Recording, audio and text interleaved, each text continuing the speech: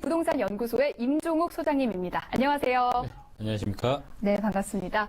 네, 소장님께서는 오늘 강의 준비해 주셨는데요. 주택 면적에 대해서 다시 한번 여러분들께서 확인하실 수 있는 시간 준비하셨다고 합니다. 지금부터 함께 들어보도록 하겠습니다. 예, 오늘 준비한 내용은요, 바로 주택 면적에 대한 기준이 되겠습니다. 저희가 이제 부동산 투자하는 데 있어서 가장 중요한 것이 이것이 좋은지 나쁜지에 대한 어떤 기준점이 정확하게 표현이 돼야 된다는 부분이 되겠습니다. 그러기 위해서는 부동산은 여러 가지 핵심 포인트 몇 가지만 짚고 가면 좋다라고 말씀드릴 수 있겠습니다. 자, 부동산 크게 토지와 그리고 건물 이렇게 두 가지로 나눠집니다. 많은 분들이 아시겠지만 토지 같은 경우에는 우리가 일반적으로 입지다라고 얘기하는 부분들을 많이 얘기하죠. 입지. 뭐 창업하는 데 있어서도 입지가 우선이고요. 그리고 부동산은 뭐니 해도 몫이다, 입지다라고 많이 얘기합니다. 자, 그리고 두 번째로는 건물이죠. 자, 그 입지에 최유효한 이용을 하기 위해서 거기에 맞는 그런 상품이 필요하다라는 부분이 되겠습니다. 그러기 위해서는 우리가 토지에 대한 성격을 좀 정확하게 알아야 된다라는 부분인데, 자, 우리가 토지 이용에 관한 계획에 대한 이용법 본다면, 자, 크게 도시지역과 그리고 관리지역, 그리고 농림지역, 자연환경보전지역 이렇게 네 가지로 나눠지게 되어 있습니다. 자, 보신다라고 하면, 자, 우리가 혹시라도 공인중개사 공부를 해보신 분들은요, 이 도시지역과 관리지역을 도간, 농자 해가지고 외웠던 기억이 아마 나실 겁니다. 자, 이런 거 봤을 때 도시지역 우리가 보통 살고 있는 지역이기 때문에 개발을 주로 한다라고 하고요.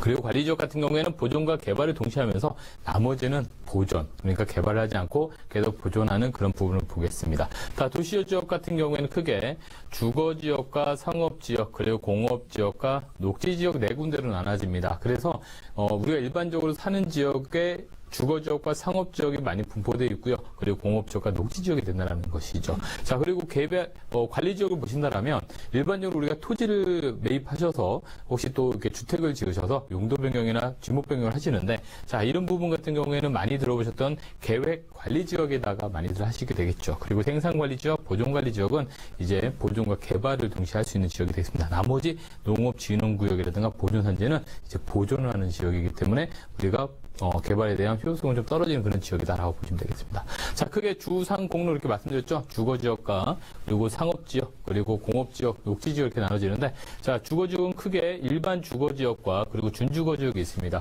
물론 이제 전용 주거지역도 앞서서 있는데요. 자, 1종, 2종, 3종 나누는 것들이 바로 이 편리한 주거 환경에서 층수에 대한 제한들이 들어가는 것입니다. 그래서 일반적으로 우리가 많이 보시는 다세대라든가 여러 가지 주택들은 주로 2종 일반 주거지역에 많이 들어간다 라고 보시면 되겠습니다.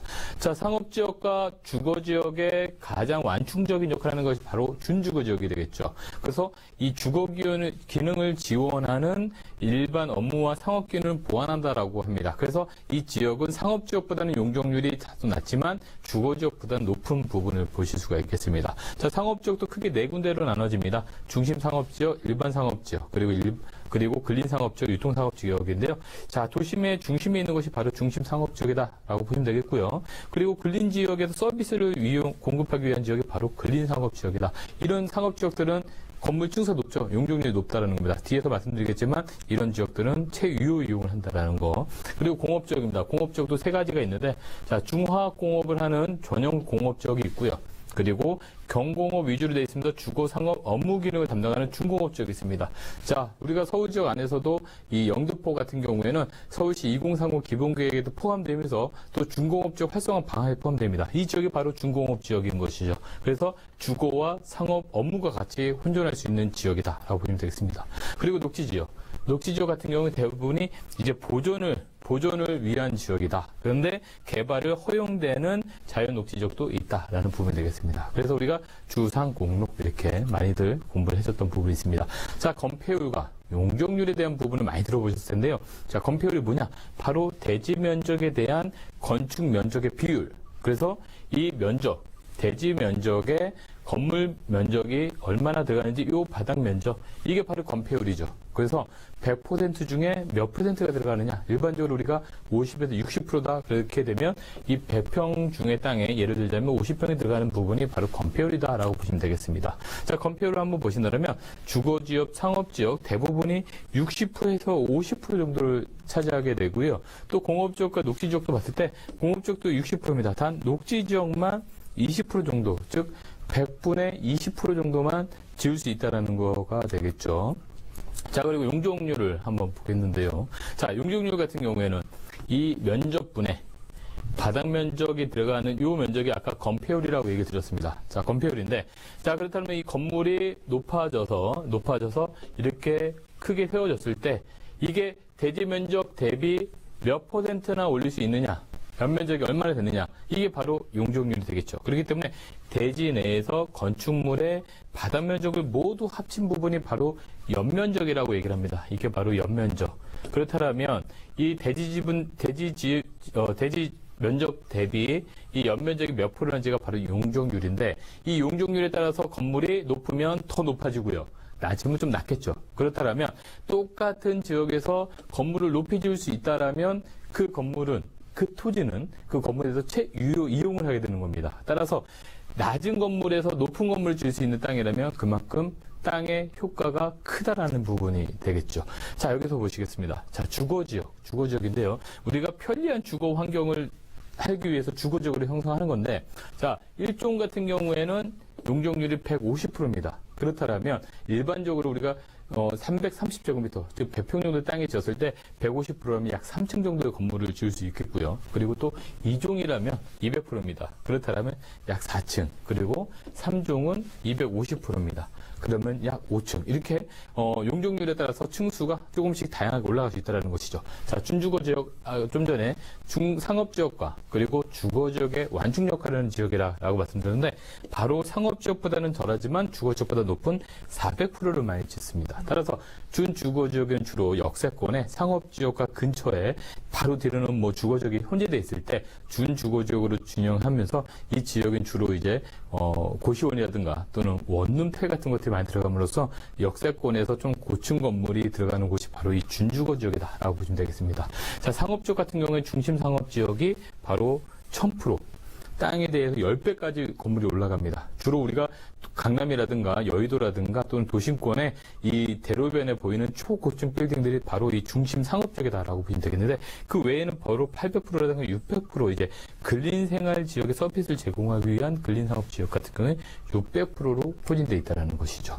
자, 공업지역을 한번 살펴본다면요. 공업지역은 일반적으로 200%에 대한 부분이 있는데, 좀 전에 말씀드린 것처럼 중공업지역은 경공업 위주로 돼 있으면서 주거와 상업 업무가 같이 혼재되어 있습니다. 자, 이런 지역은 400%까지 가능한데요. 대부분 지금 영등포에 있는 준주거 지역 같은 경우에, 중공업 지역 같은 경우에 주택이 지금 현재 200%로 많이 지어진 경우가 많습니다. 그렇다면 중공업 지역 활성화 방안을 위해서 이 부분이 기숙사라든가 여러 가지 경공업과 맞물렸을 때 200%에서 400%까지 올라갈 수 있다는 것이죠. 그렇다면 지금 현재 4층 건물에서 나중에는 8층까지 올라갈 수 있다는 것이 바로 앞으로의 그런 호재다라고 얘기를 할 수 있는 지역들이 되겠습니다. 자, 녹지 지역 같은 경우에는 건폐율도 20%였던 것만큼 용적률도 50%이기 때문에 이곳에는 건물을 지을 수는 있지만 굉장히 협소하게 작게 지을 수밖에 없다라고 보시면 되겠습니다. 자, 지금 마찬가지로 일반 주거지역, 일반적으로 우리가 다세대나 또는 주택을 짓는 지역인데요. 자, 이 지역은 용적률, 건폐율 60%에 용적률 200%가 되겠습니다. 자, 예를 들어서 100평 정도의 땅에 50평에서 60평 정도의 건폐율로 지을 수 있겠고요. 여기에 200%를 지었을 때는 4개 층이 들어간다라고 보시면 되겠습니다. 그런데, 자, 준공업 지역에 400%로 지어진다라고 하면, 자, 100평 같은 똑같은 건물에 8개 층에 용적률 8개 층이 들어가겠죠. 그렇다면 임대도 4층에 들어갔을 때, 4개 층에 들어갔을 때의 임대료보다는 8개 층으로 올라갔을 때 임대료가 훨씬 더 높겠죠. 그냥 일반적인 주거지역에서 나타나는 임대료보다는 훨씬 더 좋은 임대료를 받을 수 있기 때문에 그 땅에 대한 효과가 더 높아진다는 부분이 되겠습니다. 그래서 용적률이 높아진다는 것은 결론적으로는 층수가 올라간다. 그러면서 효용 가치가 높아진다라고 보시면 되겠습니다. 자, 그래서 팁 하나 드리려고 하는데요. 자, 우리가 건물에서 발코니라는 부분이 있습니다. 자, 발코니와 베란다가 좀 많이 헷갈릴 수 있는데, 자, 발코니는 뭐냐? 우리가 건물에서 양쪽에 피난 계단처럼 나와서 이 지역은 여기는 그냥 사용하는 공간이 되겠습니다. 그런데 자, 베란다 같은 경우에는 우리가 건물이 일조권이라든가 사선 제한으로 인해서 뒤로 후퇴되는 모습을 볼 수 있겠죠. 위로 올라갈수록 후퇴되는데, 자, 그렇다면 건물과 후퇴되는 지역의 이 바닥 면적, 요거는 베란다라고 부릅니다. 이 베란다 부분은 사실은 이렇게 확장을 해서 쓰게 되면 이거는 위법 건물이 되는 부분입니다. 자, 그렇지만 이 발코니 같은 경우에는 이 발코니 확장되는 부분을 막아서 확장하는 것은 합법이죠. 그래서 요즘에 아파트라든가 다세대주택이 전부 다 확장이 되는 겁니다. 그렇다면 건축을 할 때 이 발코니 부분은 건폐율에는 포함이 됩니다. 그래서 예를 들어서 우리가 60%다 그러면 여기까지 해서 60%입니다. 하지만 이 부분, 발코니 되는 부분은 용적률에는 포함이 안 되기 때문에 이 부분을 빼고 위로 더 올릴 수 있다는 것이죠. 그래서 최근 나오는 이 주택들은 대부분이 확장이 되기 때문에 이 발코니 부분은 등기상 면적보다 훨씬 더 실제 사용 면적은 넓게 되는 겁니다. 그래서 우리가 면적에 대한 기준을 살펴봐야 되는데, 자, 전용 면적 같은 경우에는 좀 전에 말씀드린 것처럼 발코니 부분이 빠진 등기상에 나타나는 면적이 바로 전용 면적이다. 그런데 발코니가 확장되면 그 확장된 면적까지 포함해서 사용하는 면적을 우리가 실사용 면적이다라고 합니다. 그래서 예전에는 전용 확장이 안 됐을 때는 전용 면적 기준으로 가격이 책정됐지만 지금은 실사용 면적으로 확장되는 경우가 많다. 그래서 분양 면적은 이런 실사용 면적에다가 주차장이나 계단 그런 걸 합치면 또 분양 면적이 된다라고 보시면 되겠습니다. 자, 이렇게 면적에 대한 기준을 정확히 알아야 우리가 이 매매에 있어서도 어떤 가치를 평가할 수 있다라고 좀 말씀드릴 수 있겠습니다. 네, 오늘 강의해주신 임종욱 소장님께서도 여러분들을 위해서 무료 세미나 준비하고 계신데요. 화면을 통해서 정리 도와드리겠습니다. 네, 3천만 원으로 시작하는 부동산 투자라는 주제로 매주 수요일 오후 2시부터 공덕역 6번 출구에서 가까운 르네상스 타워 1806호에서 강의를 진행하신다고 합니다. 문의 전화는 02713-1813으로 주시면 되고요. 사전 예약은 필수입니다.